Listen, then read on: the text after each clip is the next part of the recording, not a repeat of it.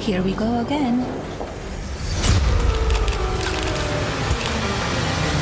9 de março de 2026, o documentário sobre Melania Trump estreou no catálogo da Prime Video. À primeira vista, parecia o tipo de projeto que naturalmente chamaria a atenção do público. Afinal, depois de todos esses anos, pouco se sabe sobre a vida da First Lady americana. Mas algo curioso aconteceu. O documentário flopou. Para entender essa história, a gente vai ter que dar uma olhada nos bastidores desse documentário, porque até aqui nesse projeto aparece um envolvimento com o caso Epstein. Eu sou a Bárbara e se você ficou curioso, fica comigo até o final, porque a história desse documentário é bem mais estranha do que parece.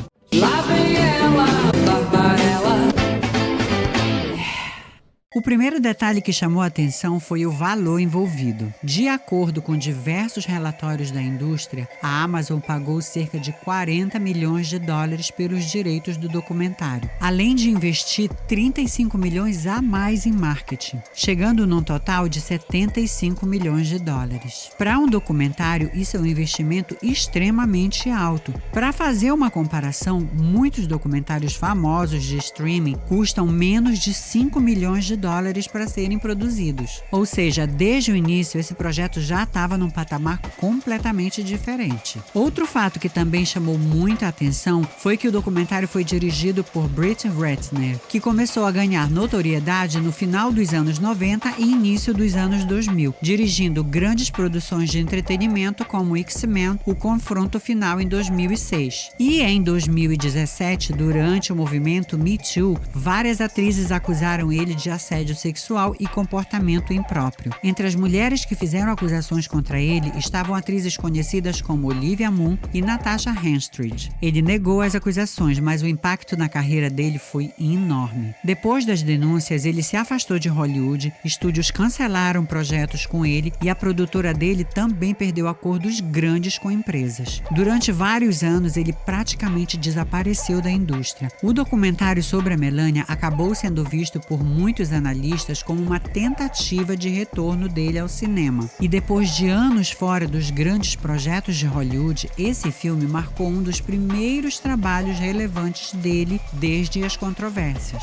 E isso também chamou a atenção da imprensa na época do anúncio do projeto. Durante a divulgação do documentário, o diretor Britt Ratner também voltou às manchetes depois que fotos dele apareceram nos novos arquivos do caso Epstein divulgados pelo Departamento de Justiça. Ratner afirmou que não tinha relação nenhuma com Epstein e que a imagem foi tirada de um evento social décadas atrás. A controvérsia foi tão grande que em algumas cidades americanas, cartazes e outdoors promovendo o documentário começaram a ser vandalizados. Em Los Angeles, por exemplo, vários anúncios do filme foram pichados com mensagens políticas, bigodes desenhados no rosto da Melania e outras intervenções. A situação ficou tão frequente que a própria autoridade de transporte da cidade chegou a mudar a rota dos ônibus que exibiam a propaganda do filme para evitar mais vandalismo. A expectativa era de que o filme se tornasse um grande evento cultural, mas quando o documentário chegou nas salas dos cinemas antes do lançamento no streaming, o resultado foi bem diferente do esperado. A bilheteria mundial acabou ficando em torno de 16 milhões de dólares. E um detalhe chamou ainda mais a atenção no segundo fim de semana em cartaz nos Estados Unidos. A arrecadação caiu cerca de 67%.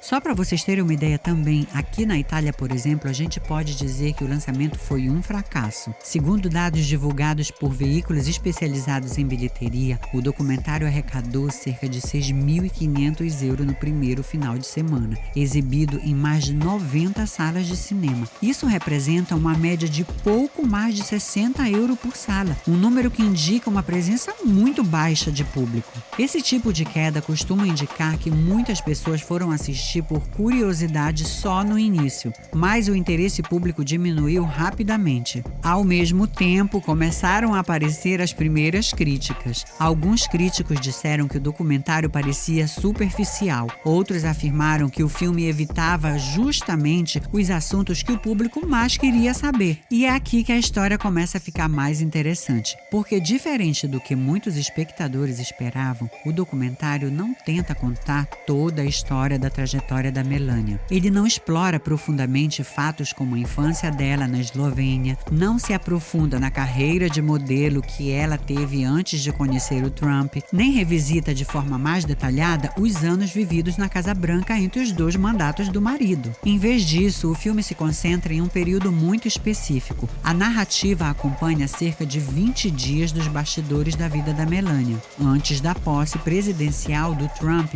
em 20 de janeiro de 2025, ou seja, é um recorte muito limitado dentro de uma história muito mais ampla. Para alguns espectadores, isso acabou criando a sensação de que o documentário mostrava pouco do que realmente despertava curiosidade no público. E o que o povo esperava era a verdade baseada em cenas como essas.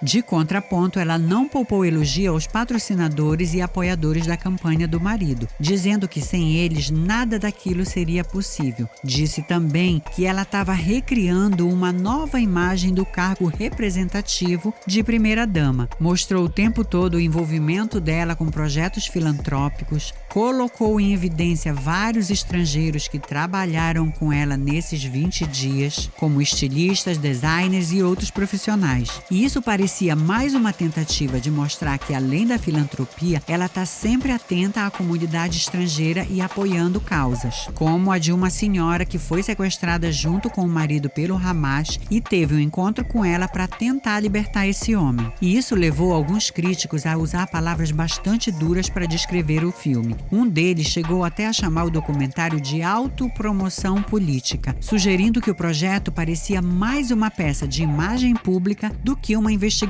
aprofundada sobre a vida da Melania. Mas existe outro detalhe curioso nessa história. Enquanto as avaliações da crítica foram bastante negativas, as avaliações do público em alguns sites foram extremamente positivas. Em certos casos, a aprovação do público chegou a ultrapassar 90%, criando uma diferença enorme entre as avaliações. Essa discrepância levantou debates nas redes sociais sobre possíveis campanhas organizadas de avaliação, quer dizer, campanhas compradas. Mas independentemente disso, o fato é que o documentário, além de não entregar o que a maioria do público esperava, que era saber um pouco mais sobre quem é realmente a Melania, ele também não chegou a gerar um grande debate cultural fora desses círculos específicos. E isso nos leva a uma reflexão muito interessante. Teria sido esse documentário somente uma campanha de marketing envolvendo os apoiadores do Trump e um modo de chamar a atenção para alguns feitos da Melania, que inclusive ela faz questão de elencar um a um no final do filme, porque foi essa a impressão que todo mundo que assistiu ficou, inclusive eu. De nada adiantou o documentário se chamar Melania, se na verdade ela falou quase nada da vida dela em si. O máximo que ela chegou próximo disso foi quando, no total de 2 horas de filme, ela falou junto com o pai por 5 minutos sobre a morte da mãe. Enquanto os espectadores esperavam os bastidores da vida do casal, a relação dela com o filho, com os enteados e coisas assim, quem teve essa expectativa com certeza ficou frustrado depois do que viu. No final das contas, o documentário sobre a Melania acabou se tornando mais um caso curioso dentro da indústria do entretenimento. Um projeto com investimento milionário, envolvendo uma figura pública mundialmente conhecida, mas que mesmo assim não conseguiu gerar um impacto cultural que muitos imaginavam. Talvez isso diga menos sobre o documentário em si e mais sobre o momento que os Estados Unidos estão vivendo, sobre a popularidade dela e do marido. marido. E quem sabe, o filme foi uma tentativa de levantar essa popularidade. E agora eu quero saber de você. Você já assistiu o documentário? A Melania é um personagem que desperta curiosidade em você? Escreve aqui embaixo que eu tô curiosa para saber. Se você gostou desse vídeo, deixe seu like, comenta, compartilha com os seus amigos e a gente vai se ver no próximo vídeo.